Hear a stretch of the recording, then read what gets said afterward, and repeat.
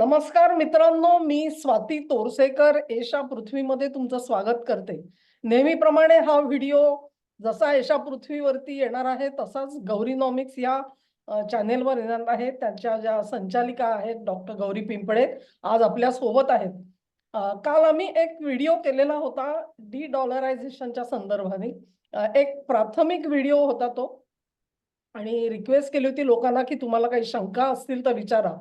त्याप्रमाणे काही प्रश्न आलेले आहेत आमच्याकडे. त्यामुळे हा आजचा जो व्हिडिओ आहे त्याची सुरुवातच मुळी प्रश्नांवरून करतो आणि त्या प्रश्नांना गौरीताई उत्तर देतील आणि आपण या कार्यक्रमात पुढे जाणार आहोत. तर गौरीताई तुमचं स्वागत करते. मला वाटतं विषय इतका लोकांना आवडलेला आहे की शंका विचारतायत याचा अर्थच असा की खूप इंटरेस्ट आहे त्याला. आणि म्हणजे मलाही खूप आश्चर्य वाटलं आणि बरंही वाटलं एक प्रकारे की शंका जरूर काढल्या लोकांनी. तर मी जो प्रयाग गोखले म्हणून एक ईमेल आली आहे माझ्याकडे आणि त्यांचा प्रश्न वाचून दाखवते. अमेरिकेमध्ये 1920च्या दरम्यान महाबंदी होती. तर 1940च्या दरम्यान दुसऱ्या महायुद्धानंतर अमेरिकेने काय उपाययोजना केल्या ज्यामुळे अमेरिका 40 पर्यंत आर्थिक दृष्ट्या पुढारलेला देश झाला? सरकारने आणि जनतेने कोणत्या योजना राबवल्या? हा एक प्रश्न. आणि दुसरं, त्यामधून भारताला आणि भारतीय जनतेला काय शिकण्यासारखं आहे? एक सगळ्यात महत्वाची गोष्ट अशी आहे याच्यामध्ये की दुसऱ्या प्रश्नाचं उत्तर आधी देते. ह्याच्यामधून भारताला भारतीय जनतेला शिकण्यासारखं काय आहे म्हणण्यापेक्षा अमेरिकेने ज्या पॉलिसीज अंगीकारल्या त्या पॉलिसी अंगीकारल्यानंतर सगळीकडे म्हणण्यापेक्षा विशेषतः अमेरिकेला ठराविक काळानंतर आर्थिक संकटांना सामोरं जावं लागलंय. तर माझं तर म्हणणं असं आहे, आपण फार वेगळ्या इकॉनॉमिक पॉलिसी चालवतो आणि आपल्या तशाच असल्या पाहिजेत की अमेरिकनांना फॉलो करण्यात काहीही अर्थ नाहीये. त्यांची गोष्ट वेगळी आहे. त्यांना एक जिओपॉलिटिकल सिच्युएशन आणि आर्थिक दृष्ट्याही त्यांचा 80 वर्षात अशी पोझिशन मिळालेली आहे की त्यांचं जे काय आहे ते त्यांचं स्वतंत्र म्हणूनच आपल्याला बघावं लागतं त्यांच्या पॉलिसीजकडे. तर त्यांनी घेतलेले निर्णय आहेत ते त्यांच्या डॉलरचा हेजिमोनी आहे, डॉलरचं वर्चस्व आहे आणि त्याच्यामुळे त्यांच्या सगळ्या चालून गेल्या. हे जर दुसऱ्या देशाने केलं तर तो देश टिकेल असं मला तरी वाटत नाही. आणि आता 1929च्या महामंदीचा प्रश्न. 1929च्या महामंदी नंतर तेव्हा जे राष्ट्राध्यक्ष होते त्या राष्ट्राध्यक्षांना राजीनामा द्यायला लागला. मग रुझवेल्ट राष्ट्राध्यक्ष झाले आणि रुझवेल्ट राष्ट्राध्यक्ष झाल्यानंतर रुझवेल्टनी जे जे एम केन्स केन्स इकॉनॉमिस्ट तेव्हा जगातले सगळ्यात मोठे इकॉनॉमिस्ट होते, हे ब्रिटिश इकॉनॉमिस्ट आहेत. तर त्यांचा सल्ला मागितला. केन्सनी काय सांगितलं की तुम्ही गव्हर्नमेंटचं एक्सपेंडिचर वाढवा. गव्हर्नमेंटचं एक्सपेंडिचर वाढवल्यानंतर लोकांच्या हातात पैसे येतील. लोकांच्या हातात पैसे आले, लोकांना वेगवेगळ्या प्रकारचे रोजगार उपलब्ध होतील. त्याच्यामधून लोकांच्या हातात पैसे आले की मग त्याच्यामुळे आपोआप अर्थव्यवस्थेला गती मिळेल आणि अर्थव्यवस्थेला गती मिळाली की अर्थव्यवस्था सुधारेल. हा एक भाग झाला. मग सरकारने काय केलं, गव्हर्नमेंट एक्सपेंडिचर वाढवली. ती कशी वाढवली तर मोठमोठ्या प्रकारचे इन्फ्रास्ट्रक्चर प्रोजेक्ट हातात घेतले. म्हणजे आपल्याकडचे लोक जेव्हा 70 किंवा 80च्या दशकात म्हणत होते काय अमेरिकेचे रस्ते आहेत, ते अमेरिकेचे रस्ते तेव्हा महामंदीतून बाहेर पडण्यासाठी बांधले गेले की जिकडे लोक राहतही नाहीयेत अशा ठिकाणापर्यंत ते रस्ते गेले. अक्षरशः वाळवंट असलेल्या आपण काय म्हणतो ते कॅसिनोज जास्ती आहेत लास वेगास, अशा ठिकाणी त्यांना रूट खरं तर रस्ते 66. वगैरे बांधायची गरज नव्हती. तरी पण ते बांधले गेले. मग तिथे हॉटेल्स वगैरे आले. तर इन्फ्रास्ट्रक्चर जे आहेत ते 1929च्या महामंदीमधून बाहेर पडण्यासाठी केलेले आहेत. आजपर्यंत तेच रस्ते वापरले जात आहेत. हेही आपल्या व्ह्युअर्ससाठी मी सांगते की तेव्हा बांधलेले रस्ते होते. आणि दुसरा मुद्दा होता, कसं झालं होतं तेव्हा तो औद्योगिकरण इंडस्ट्रियलायझेशनची ती सेकंड फेज होती आणि त्याच्यामध्ये पहिल्या महायुद्धामुळे युरोपला फटका बसला होता. त्यात युरोपमध्ये मुख्य कोण तर ग्रेट ब्रिटन आणि जर्मनी, फ्रान्स, या तिघांनाही फटका बसल्यामुळे झालं असं की साहजिकच अमेरिकेतले उद्योगधंदे भरभराटीला आले आणि त्यात त्यांनी पहिल्या महायुद्धाचा एक ऍडव्हान्टेज घेतला असा की शस्त्रास्त्र बनवायचे कारखाने मोठ्या प्रमाणावर उभे केले आणि दुसऱ्या महायुद्धामध्ये त्याच शस्त्रास्त्र बनवण्याच्या कारखान्यांनी अमेरिकेला इतकं श्रीमंत केलं की ते एक वेगळीच काय म्हणतो आपण पोझिशन घेऊन बसले दुसरं महायुद्ध संपेपर्यंत. त्यामुळे हे जे काही मंदीतून बाहेर पडण्यासाठी त्यांनी जे काही केलं किंवा बाकीच्या ज्या गोष्टी घडल्या पहिलं दुसरं महायुद्ध, त्यामुळे अमेरिकेची अर्थव्यवस्था सहज सुधारत गेली आणि ते त्या पोझिशन पर्यंत गेले की तेच त्यांचंच वर्चस्व राहील. मला वाटते प्रयागजींना याचं उत्तर मिळालं असेल. आता आपल्या व्हिडिओवरती ना काही कमेंट्स मध्ये प्रश्न आलेत, ते पण खूप इंटरेस्टिंग आहेत. तर एक एक प्रश्न मी घेते. श्रीधर देशपांडे म्हणून आहेत, मी प्रश्न पुढे समोर ह्याच्यावरती बोर्डवर लिहून घेतलेत. श्रीधर देशपांडेंचा प्रश्न आहे, या प्रोसेसमध्ये भारताची आर्थिक परिस्थिती कशी असेल आणि मोठ्या मंदीमध्ये मार्केट क्रॅश येऊ शकेल का? तर मोठ्या मंदीमध्ये मार्केट क्रॅश मोठा येईल हे सगळेच एक्सपर्ट्स म्हणतात. आणि त्याच्यामध्ये भारताची आर्थिक स्थिती कसं म्हणजे भारताला कमीत कमी फटका बसेल. आता डॉलर केंद्रित अर्थकारण असल्यामुळे सगळ्या देशांना फटका बसणार आहे, आपण हे नाकारू शकत नाही. अमेरिकेला मोठा बसला, युरोपला मोठा बसला तरी बाकीच्या देशांना पण थोडाफार फटका बसणार आहे. त्याच्यामुळे भारताला मोठ्या प्रमाणावर फटका बसणार नाही. जो काय बसेल तो थोडाफार बसेल आणि मला वाटते बहुतेक आपण त्याचे साक्षीदार असू ह्या सगळ्या प्रोसेस मधून जाताना. हा ट्रान्झिशन पिरियड आहे. त्याच्यानंतर एक सुरेंद्र गाडगीळ आहेत, त्यांनी 2 प्रश्न याच्यामध्ये विचारलेत.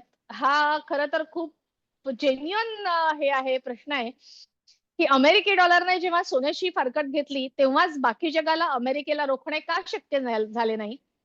हा जो प्रश्न 1971ला जेव्हा त्यांनी जाहीर केलं, म्हणजे ते करत होते सोन्याची फारकत घेतलेली आहे हे बाकीच्या देशांना माहिती होतं, पण ते जाहीर केलं 1971ला. तेव्हा बाकीच्या देशांकडे अशी कोणतीही संस्था नव्हती की ती जाऊन अमेरिकेला जाब विचारेल की तुम्ही हे समीकरण का मोडलं आणि तुम्ही अचानक कसं जाहीर केलं. कारण ज्या 2 आंतरराष्ट्रीय आर्थिक संघटना उद्याला आल्या 1945च्या ब्रेटन वूड्स सिस्टम मध्ये, त्याच्यामध्ये एक आंतरराष्ट्रीय नाणेनिधी म्हणजे इंटरनॅशनल मॉनिटरी फंड आणि दुसरी जागतिक बँक वर्ल्ड बँक, या दोन्हीमध्ये अमेरिकेचं वर्चस्व आहे. त्याला एकतर वित्तपुरवठा अमेरिका करते आणि अमेरिकेला फक्त आणि फक्त अमेरिकेला वेटो पॉवर आहे, म्हणजे नकाराधिकार फक्त अमेरिकेला एकट्याला आहे. त्याच्यामुळे त्या दोन्ही संस्था अमेरिकी राष्ट्राध्यक्षांच्या तलावर नसतात असं म्हटलं तर वावगं ठरणार नाही. तर याच्यामुळे कसं आहे, त्याच्यामुळे कोणी अमेरिकेला जाब विचारणारं उरलंच नव्हतं 1971ला. आणि त्यात 45ला त्यांनी हिरोशिमा आणि नागासाकीवर अणुबॉम्ब टाकल्यामुळे त्यांच्या लष्करी सामर्थ्याची जगाला एक दहशत बसली होती की हे काही करू शकतात. याच्यानंतर करन्सी मॅनेजमेंट मध्ये बरेच चढ उतार आले.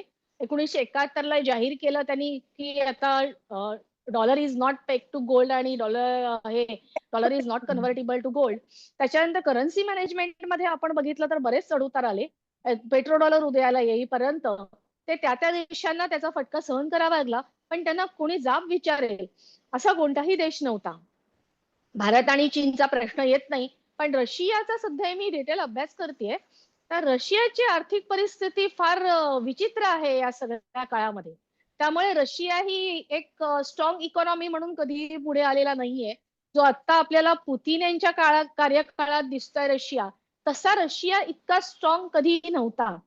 त्याच्यामुळे कोणी अमेरिकेला जाब विचारला नाही की तुम्ही हे असं अचानक कसं केलं, आमच्या अर्थव्यवस्थेवर परिणाम होईल, तशी कोणत्याही देशाची परिस्थिती नव्हती. आणि त्यातही ग्रेट ब्रिटन हे नेहमीच अमेरिकेच्या बाजूने राहिलेले आहेत आपण जर बघितलं तर महायुद्धाच्या काळापासून. त्याच्यामुळे त्यांनी अमेरिकेला काही विचारलं नाही की बाबा तुम्ही असं का केलंय किंवा काय. त्याच्यानंतर त्यांचा दुसरा प्रश्न आहे सुरेंद्र गाडगिळांचा, डॉलरला पेट्रोलशी जोडण्याचा निर्णय जगाने धुडकावायला हवा होता. त्याचं उत्तर एकच आहे, अमेरिकेचा लष्करी सामर्थ्य. ज्यांनी पेट्रो डॉलरला क्वेश्चनिंग केलं त्यांच्यावर अमेरिकेने हल्ले केले. कालच्या व्हिडिओमध्ये आपण उदाहरणं घेतली होती सद्दाम हुसेन आणि गद्दाफी. सद्दाम हुसेननी काय केलं तर पेट्रो डॉलरच्या ऐवजी त्यांनी युरोचा स्वीकार केला तेलाचा व्यापार करण्यासाठी. युरोचा स्वीकार केला आणि त्याच्यामध्ये त्यांनी युरोपीय देशांबरोबर करारही केलेले आहेत. तेव्हा अमेरिकेने काय सांगितलं, सद्दाम हुसेन यांच्याकडे वेपन्स ऑफ मास डिस्ट्रक्शन आहेत. ज्या इराकमध्ये, याच्यामध्ये एक लक्षात घेण्यासाठी करूसारखी गोष्ट आहे, ज्या इराकमध्ये त्या काळामध्ये एक साधी स्कूटर बनत नव्हती, म्हणजे मेकॅनिकल इंजिनिअरिंग सुद्धा तिकडे तेवढं डेव्हलप झालेलं नव्हतं. तिकडे ते वेपन्स ऑफ मास डिस्ट्रक्शन बनवतील हे तर शक्य नव्हतं. पण अमेरिकेला त्यांनी पेट्रोडॉलर धुडकावण्याचा घेतलेला निर्णय आवडला नाही. त्यांनी थेट इराकमध्ये लष्कर उतरवलेलं आहे, आर्मी उतरवलेली आहे आणि सद्दाम हुसेनना अटक केली, मग त्यांना मारलं, हाच पुढचा गोष्ट. अगदी तेच लिबियाच्या बाबतीत केलं. गद्दाफीनी त्यांचं चलन आहे, दिनार होतं, दिनार आहे त्यांचं चलन. त्या दिनारला पॅन आफ्रिकन करन्सी करायचा निर्णय घेतला. तो थेट सोन्याशी जोडला, तो पेग टू डॉलर काढून घेतला. सोनं मोठ्या प्रमाणावरती त्यांनी गोळा केलं आणि त्याचबरोबर त्याच्यामध्ये त्यांनी त्या बाकी सगळ्या आफ्रिकन देशांबरोबर त्याच्यामध्ये त्या दिनारमध्येच पेट्रोलचे व्यवहार करायचा निर्णय घेतला. आणि इथे अमेरिकेला जाणवलं की आपल्याला कोणीतरी हे क्वेश्चनिंग करतंय आणि तो सुद्धा गद्दाफी एक आफ्रिकन देशातला करतोय म्हटल्यानंतर त्यांचं पित्त खवळलं. त्यांनी सांगितलं की तिथे मानवाधिकारांचं उल्लंघन होतंय. असे रिपोर्ट्स आहेत, रिसर्च रिपोर्ट्स आहेत की गद्दाफीनी लिबियाची अर्थव्यवस्था सुधारण्यासाठी प्रयत्न केले. त्याच्यामध्ये त्यांनी पाणी, आरोग्य क्षेत्र, शिक्षण क्षेत्र ह्याच्यामध्ये नागरिकांना सगळ्या व्यवस्था पुरवाव्यात या दृष्टीने प्रयत्न केले आणि त्यात ते बऱ्यापैकी यशस्वी झाले होते. तिथे अमेरिकेने काय केलं की गद्दाफी मानवाधिकारांचं उल्लंघन करते. मीडिया पूर्ण अमेरिकेच्या ताब्यात होती आणि अमेरिकेने हल्ले कशावर केले तर त्यांच्या पाण्याच्या साठ्यावर हल्ले केले. म्हणजे इथे खरं तर अमेरिकेला जाब विचारायला हवा होता की तुम्ही मानवाधिकाराचं उल्लंघन करताय, तुम्ही त्यांच्याकडे जाऊन पाण्याच्या साठ्यावर कसे काय हल्ले करताय. पण नाही, अमेरिकेने ते पाण्याचे साठे बनवलं होतं आणि पिण्याचे पाण्याचे त्यांनी जी काही व्यवस्था केली होती ती तोडून टाकली आणि लिबियामध्ये असलेलं जे काही खनिज संपत्ती होती ती अमेरिकेने स्वतःच्या ताब्यात घेतली. तिथून पुढे आजपर्यंत लिबिया अजिबात पुढे आलेला नाही. आणि त्यात हिलरी क्लिंटनच्या एका ईमेलमध्ये आढळून आलं की जे काही लिबिया करते, लिबियाने सोनं साठवलेलं आहे, लिबियाने दिनार हा सोन्याशी निगडीत केलेला आहे, डॉलरला ते चॅलेंज आहे, ह्या सगळ्याचा उल्लेख हिलरी क्लिंटन यांनी एका सीआयएच्या ऑफिसरला पाठवलेल्या ह्याच्यामध्ये ईमेलमध्ये आहे आणि गेल्या वर्षी तो ईमेल बाहेर आला होता. त्याच्यामुळे अमेरिकेने तेवढ्यासाठीच गद्दाफीना मारलं हे तर नक्कीच झालेलं आहे. त्याच्यामुळे जेव्हा जेव्हा पेट्रोडॉलरला कोणी चॅलेंज केल्यानंतर अमेरिका लष्करी सामर्थ्य उतरवते, त्याच्यामुळे आपल्याला अशा प्रकारे अमेरिकेला चॅलेंज करणं शक्य नाही, कारण अशा प्रकारे देश बेचिराख होणं कुठल्याही देशाला परवडणार नाही. त्याच्यामुळे थेट अमेरिकेबरोबर कोणीही पंगा घेतला नाही. आपल्याला दुसऱ्या मार्गाने हे करावं लागेल हे लक्षात आल्यानंतर ते आता वेगळ्या मार्गाने डिडॉलरायझेशन चालू झालेलं आहे. तिसरा प्रश्न सुलभा आपटे मॅडमचा आहे. मला खरं तर आनंद होतो कोणी आपला हा विषय आहे तो जास्तीत जास्त स्त्रिया बघतात तेव्हा, कारण याच्यामध्ये मेल डॉमिनन्स आहे, याच्यामध्ये एक्सपर्ट्सचा पण मेल डॉमिनन्स जास्त आहे, ऐकणाऱ्यांमध्ये पण मेल डॉमिनन्स आहे. तर थँक्यू सुलभाताई, तुम्ही कमेंट केली. इंडियन करन्सी खरंच एवढी स्ट्रॉंग होईल का? तर आता त्या म्हणतात की आता रुपया घसरतोय, तर आता असं कसं होईल? तर असं होईल, आता जो रुपया घसरतोय तो काही काळापुरता आहे. त्याला आत्ताचे जे युद्ध आणि युद्धाची जी परिस्थिती आहे त्याच्यामुळे आलेलं प्रेशर आहे, त्याची एक पार्श्वभूमी आहे. आणि दुसरी गोष्ट, हेजिंग हा जो प्रकार आहे फायनान्शियल मार्केटमधला, त्याच्यासाठी हा सगळा खेळ खेळला जातो. पण जेव्हा हे डिडॉलरायझेशन पीक वरती येईल, म्हणजे याची प्रोसेस फास्ट होईल, तेव्हा हळूहळू करत रुपया वधारायला लागेल. आणि एक विश्वनाथजी म्हणून आहे, त्यांचं म्हणणं शेअर मार्केटमध्ये कोणत्या कंपनीत गुंतवणूक करावी. तर विश्वनाथजी, मी आणि स्वातीताई दोघेही इन्व्हेस्टमेंट ऍडवायझर नाही आहोत, त्यामुळे तुम्हाला या प्रश्नाचं उत्तर काही मी देऊ शकत नाही. आम्ही फक्त अभ्यास करतो आणि अभ्यासक म्हणून मत मांडतो आणि अनालिसिस करतो. त्यामुळे कोणत्या कंपनीत गुंतवणूक करावी याचं उत्तर आम्ही देऊ शकत नाही. मला वाटते त्यांना समाधानकारक उत्तरं मिळाली असतील. मी एक छोटस ऍड करते की सद्दाम हुसेनचं जे उदाहरण दिलं ना गौरीताईंनी, ह्या सद्दाम हुसेनला हाताशी धरून त्यांनी इराणवर आक्रमण करायला लावलेलं होतं. आणि हे जे युद्ध म्हणजे जेव्हा 79 साली इराणमध्ये क्रांती झाली आणि शहांना पळून जावं लागलं, त्यानंतर त्यांनी इराकला चिथावणी दिली आणि इराण युद्ध 8 वर्ष चाललेलं होतं. 8 वर्ष. म्हणजे हा सद्दाम हुसेन जो आहे तो अमेरिकेच्या ताटाखालचा मांजर होता त्यावेळेला. तेव्हा तो अगदी अत्यंत ग्रेट माणूस होता.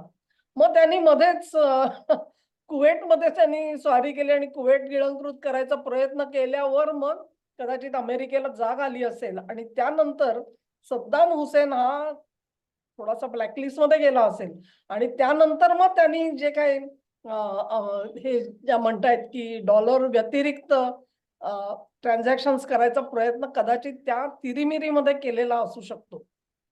अर्थात सद्दाम बाबत सुद्धा त्या सांगतायत तशा हुकुमशाही प्रवृत्तीच्या अनेक कथा आपल्याला इंटरनेटवर बघायला मिळतात. मध्य पूर्वेतले जे राज्यकर्ते आहेत ना आणि त्यांची मनस्थिती आणि एक मनोधारणा जी आहे त्याच्यामध्ये यातलं काही जे आहे ते तो समाज हा एक खूप नॉर्मलसी आहे म्हणून स्वीकारणारा समाज आहे. म्हणजे जे आपल्याला जुलमी वाटतं, अन्यायाचं वाटतं ते तिथे तेवढंसं, कारण आयुष्यभर त्यांनी तेच बघत आलेले आहेत. पण तेवढ्यासाठी सद्दामला बाहेर काढलं असेल असंही नाही. आणि गडाफीच्या बाबतीमध्ये मी म्हणेन की त्यांनी काय उकरून काढलेलं होतं तर पाकिस्तानकडून न्यूक्लिअर टेक्नॉलॉजी घेण्याचा प्रयत्न केला. याचा टोटल पेपर ट्रेल तयार केला गेलेला होता आणि कदाचित तो पेपर ट्रेल आहे ना तो फसवा सुद्धा असू शकतो. म्हणजे इथे गडाफीला त्यांनी हे केलं, ल्युअर केला की बघ तुला पाकिस्तानकडून मिळवून देतो म्हणून. So he might have sed yes. मग नंतर पाकिस्तानचं एक्यू खानचं जे सगळा वॉलमार्ट होता through Singapore and other this things, त्यांना सांगितलं की आता तुम्ही त्याला हे करा म्हणून. त्यामुळे इथून त्यांनी ते लिबियापर्यंत ट्रॅक केलं. तिकडे एक्यू खानला काढून टाकायला भाग पाडलं मुशर्रफला आणि इथे गडाफीला पॅनाम त्यांची जी फ्लाईट त्यांनी कोसळली होती त्यातले बरेचसे हल्लेखोर हे लिबियाचे होते. ते कारण पुढे करून ब्रिटन म्हणजे हे आपले टोनी ब्लेअर त्याच्यामध्ये पुढाकार घेतलेला होता त्यांनी. आणि त्यांनी गदाफीला लिबियाच्या टार्गेट करायचा प्रयत्न केला. पण दोन्ही देशात बघा तुम्ही, इराककडे पण भरपूर सोनं होतं, लिबियाकडे पण होतं. अहो तुम्ही आक्रमण केलं, तुम्ही त्या सगळ्या सोन्याचं झालं काय? ते जाऊन अमेरिकेच्या खजिन्यात तरी पडलं का? की असंच पोरासोरा तर्फे कुठल्या तरी खाजगी लोकांनी त्याची चट्टम भरती केली, याचा कोणी हिशोबच देत नाही म्हणे. ही अशी पद्धत आहे. आणि त्या ज्या सांगतायत की अमेरिकेच्या विरोधामध्ये ताकदवान कोणी नव्हता आणि म्हणून ह्या कशाला आपल्याला आव्हान देता आलं नाही. दुसऱ्या महायुद्धानंतर तर सगळे विकलांग होते. ब्रिटनला सावरता येत नाही म्हणून तर त्यांनी साम्राज्याच्या दोऱ्या अमेरिकेच्या हातात दिल्या होत्या. युरोप बेचिराग झाला होता. संपूर्ण युरोपला उभं करण्यासाठी अमेरिकेने मार्शल योजना राबवलेली होती की त्यांना पैसे देऊन ते थोडेफार सावरत होते. हे जे 73चा एम्बार्गो आला आणि त्यानंतर पेट्रो डॉलरचं. आशियाची तर परिस्थिती काय तुम्हाला माहितीये. रशिया हा सुद्धा समृद्ध नव्हता. त्यांनी एक प्रकारे आपलं सगळं लक्ष जे आहे ते त्यांच्या डिफेन्सकडे दिलेलं होतं. त्यामुळे जीवनातल्या अनेक गोष्टी आणि प्राथमिक गरजांकडे सुद्धा दुर्लक्ष झालेलं होतं सोव्हिएट रशियाचं. त्यामुळे तेही स्ट्रॉंग नव्हते. चीन देखील स्ट्रॉंग नव्हता. मग त्यांना आव्हान देणार कोण? आजच्या घडीला कशी आहे परिस्थिती बदललेली आहे. चीन 2 नंबरची इकॉनॉमी झालेली आहे आणि म्हणून कुठेतरी विरोधासाठी म्हणून तुम्हाला एक दुसरा खांब आता तयार होताना दिसतोय. म्हणजे गौरीताई तुम्हाला अजून काही ऍड करायचं असेल तर बघा ह्याच्यामध्ये. मी थोडी पॉलिटिकल नाही अगदी पार्श्वभूमी. हो, चांगलं झालं तुम्ही जिओ पॉलिटिकल सांगितलं. तोही एक अँगल महत्वाचा असतोच त्याच्यामध्ये. काय करत होती अमेरिका नक्की. सगळं मिळूनच ते दोन्ही गोष्टी एकत्र येऊनच ते जे काय ऍक्शन्स करतात होतात. त्याचा रिझल्ट आपल्याला दिसून येतात, त्याचे परिणाम जाणवतात. दोन्हीचा अभ्यास करावा लागतो. अगदी. बरोबर. तर हे जे प्रश्न आले त्याला आम्ही उत्तरं अशी दिलेली आहेत. तुम्ही अजूनही प्रश्न पाठवू शकता आणि असेच स्वतंत्र एपिसोड आम्ही करू त्याच्यासाठी आणि सविस्तर उत्तर देण्याचा प्रयत्न करू. तेव्हा नाही, एक जाता जाता अजून एक आहे. आपले एक मनोज भगत म्हणून एक रेग्युलर व्ह्युअर्स आहेत. त्यांच्या बरं. रेग्युलर कमेंट असतात. हा. पण त्यांचे ना अमेरिकेचं कर्ज आणि युएस ट्रेजरी बॉन्ड वगैरे याच्याबद्दल 5-6 प्रश्न आहेत. ते एक दिवस घेऊ आपण. आणि बरं. जेव्हा ट्रेजरी बॉन्ड बद्दल एक मला वाटते वेगळा व्हिडिओ करणं गरजेचं आहे. कारण हा. आता स्वॅप लाईन आणि ट्रेजरी बॉन्ड याचाही लोकांना प्रश्न पडला की ते वेगळं कसं, हे वेगळं कसं. हा.